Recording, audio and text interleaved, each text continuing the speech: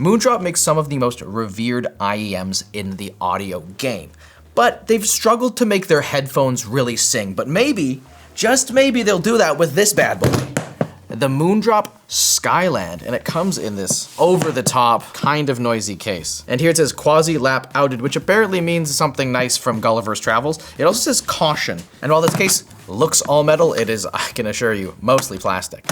And inside of it, our headphones. Ooh, the Skylands. Right away, very, very heavy. But before we get there, let's take a look at what else is in the box. The QC card and the headset comes with a few cables. The cable terminates in a 4.4 millimeter balanced output, which gives you an indication of the kind of people that they're marketing this to. But the side that does connect to the headphones are just 3.5 millimeter jacks, which means that you can easily swap out cables should you so desire. You also get 2 adapters included in the box, a balanced XLR and a 1/4 inch jack. So 3.5 millimeter fanboys, see you later. You get nothing. Like, it's so annoying. I just don't have the option by default to plug these into most of the devices that I own. And anyways, balance connections are kind of dumb for headphones, but if you're somebody who maybe has a nice powerful amp, then I guess you can use this. Balance connections are for increased signal integrity, which matters over very long distances, not the like 4 or 5 feet that this is. And also, if you care about signal integrity, why'd you make it flat? That has worse shielding. But this is all a minor, unimportant crash out for something that doesn't matter. What does matter is the headphones. They're heavy and worrisomely not rigid and bouncy. The headband itself is carbon fiber, but this little headband support, it's 3D printed. We've seen similar designs like this on headphone modifications. We actually did a video with Dank Pods on LTT where we used a very similar type of mesh with a flexible polymer to create a headband for some 3D printed headphones. It's interesting to see it in this scenario. We'll see how it feels when I put them on, but let's talk about the rest of the headphone. Outside of that, you have a aluminum alloy construction pretty much everywhere else. The ear pads are going to be made of lambskin leather, yeah, innocent baby sheep leather, and the drivers are planar magnetic. If you don't know what that means, you can check out a previous video we've done with like the Moondrop Venus where we will explain that in more detail. Basically, it's a speaker in a different form. Instead of having like a cone and a magnet at the side, the whole driver itself is magnetic and it moves like this. What that means for you is up for debate. Oftentimes people will say that these will have better bass reproduction and they have the ability to move more sound. Some people say that they have a punchier, more rapid and a responsive quality. But what I do like about planar magnetics is that I think they look pretty neat. And let's take the ear cups off, which are, look at that, magnetic, though this is some, it's not very smooth, kind of got cheese grater vibes, but that'll let us take a look at the driver. So these are not the drivers, this is housing for magnets, I believe. But the actual vibrating part is this silver part. You see these thin little lines? Basically you have a bunch of wires going through a thin membrane and then magnets on either side will push it back and forth to make sound. Marketing departments have to work really hard to sell a headphone, especially when there's not smart features, and they have some pretty funny claims about their drivers. For example, they refer to their 500 nanometer thick drivers as nanoscale ultra thin diaphragms. But calling 500 nanometers nanoscale is like calling 1.5 millimeter scale.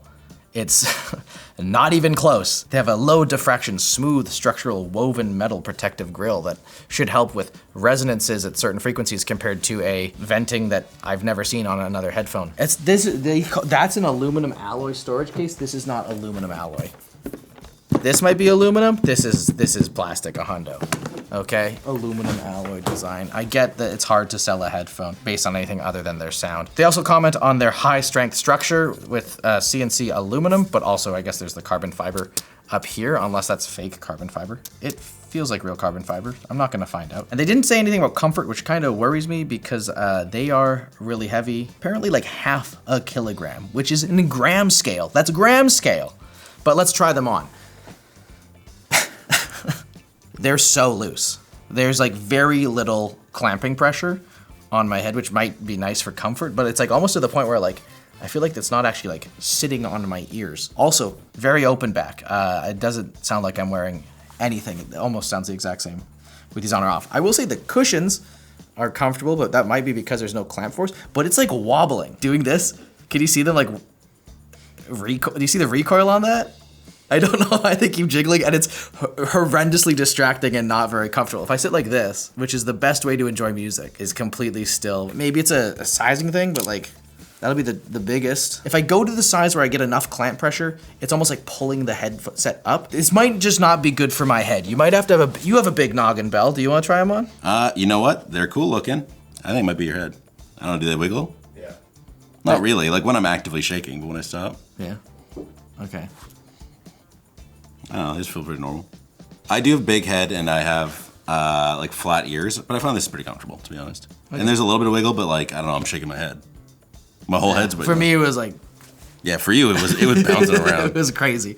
So, I mean, good news if you're somebody who struggles to find a comfortable pair of headphones because you got such a big head. It's normal big. It's still so heavy, though.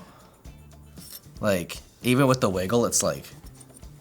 These could be the most comfortable headphones in the world, but if they don't sound good, then it doesn't really matter. So let's take a listen after you listen to this message from our sponsor. Thanks War Thunder for sponsoring today's video. It's a comprehensive vehicle combat game where you can take control of thousands of tanks, planes, and other vehicles. War Thunder prides themselves on their realistic models of real-world war machines. You can join over 95 million other players on PC, consoles, and even mobile. Click our link and get started for free today, and score yourself some extra goodies. Do you see that L? Yes. Jesus. Yeah, it's really, really visible. Now that I've plugged the cables in, I will say there is like zero cable noise in that, which is really nice because that's super annoying when you have a headphone and you can hear like a nothing, zip. I currently have them plugged into a JDS Labs Element 3 headphone amp. You probably don't need something quite as beefy as this to drive these. Labs said that they were able to drive them satisfactorily off of a MacBook, but if you're somebody who wants their music loud, then you might need to consider a headphone amp. That's too loud. That was too loud. That was too much for me. Yes, you can really hear everything. First impressions, they got an interesting tuning. Often people like planar magnetic headphones because of their great bass reproduction and their ability to create thumping and loud bass. These are not tuned that way. In fact, I believe that these are tuned incredibly, like literally flat. You get very little sub bass. The mids are not scooped at all. You have a couple of like treble spikes, but on the whole, these sound pretty good. Listening to songs that have a lot of guitars or voices in them, they really shine on this kind of headphone. They sound really, really great. But this would probably be lacking if you're somebody who preferred, say, like EDM or hip hop, stuff with a lot of focus on like rumble and low end bass. It also doesn't sound very good for stuff like rock and metal. There's almost a lack of warmth in the sound that kind of makes things sound tinny. It lacks the kind of punch that you would want from metal and rock music. To me, it also just sounds like something that you could probably just get away with putting a little bit of EQ on, and it could make a big, big difference. In terms of comfort when I was wearing it, it was totally fine. I was able to get a pretty consistent seal after fiddling with them for a little bit. I would be worried about the heaviness of this headphone for prolonged listening sessions. But honestly, they're technically a really good headphone, assuming that you want actual flat audio, which we know from science that people don't usually actually prefer that. Speaking of science, let's take a look at the labs results. What we're looking at is a frequency response and variation graph. The white area is where most people will find an enjoyable sound from their headphone. Any headphone that falls mostly in the white area is gonna be probably good to the average listener. The red area is the variance across different measurements that we took on different devices. Large amounts of variance isn't always a bad thing. That can be something that just comes down to how they fit on the mounting rigs and how they might fit on your head. Open backs tend to have less variance than closed back headphones. Closed back headphones are gonna be things like AirPods Max, your Sony XM6s. Those have a lot more variance because the seal sitting on your ear and sealing properly is far more important to their sound response than an open back headphone. These headphones have quite low variance and are incredibly flat, like almost exactly a flat line across the graph. Now you might notice that average listener preference is not typically a straight line. And in the bass region, these really drop off compared to average listener preference. And the mids are basically right in the middle and will please most people, and then the treble is where it gets a little weird. Often people prefer a little bit less treble because we're pretty sensitive to those higher range frequencies, but for the treble, this remains pretty much flat. Basically, they don't really sound what most people would prefer, but I think they did a great job of executing on the target that they were trying to hit. They have great reproduction. Overall, just good sounding headphones. And if you slap an EQ on these, I think you'd be pretty happy until you looked at the price tag. These are $799, which is honestly heinously expensive for what they are. I think that the build quality is, you know, it's robust, but not great. They're so heavy and they bounce on my head. I don't know, it seems like you're paying a lot to have these in a big box and you don't get a lot in terms of features. Consider this, if you like a planar magnetic driver and you wanna have something that has mid to bad build quality, you can buy the Hi-Fi Man Sundara, and those are like $200. And then you can take $600 of these and buy a pair of Sony XM6s for when you're on the go. Treat yourself to like a massage for 600 bucks. These lack the premium comfort, the ergonomic design, and the features to justify their price, and they don't sound so mind-bogglingly good as to exist. Like if you want a really great sounding headphone, you can go much cheaper and get the HD550s from Sennheiser. They're not planar magnetic, but they're open back, they sound great. Comfort, obviously. For small heads like me. Comfort, they clamp a little bit, but there's a robust modding community, there's aftermarket stuff you can do, they're more repairable. These are expensive, and in a vacuum, they seem excellent. But in the broad scheme of the market, they just kind of don't matter. But what does matter is that you subscribe or maybe watch another video. How about the Sennheiser HD550 video I did just a couple months ago? Now that's a good pair of headphones.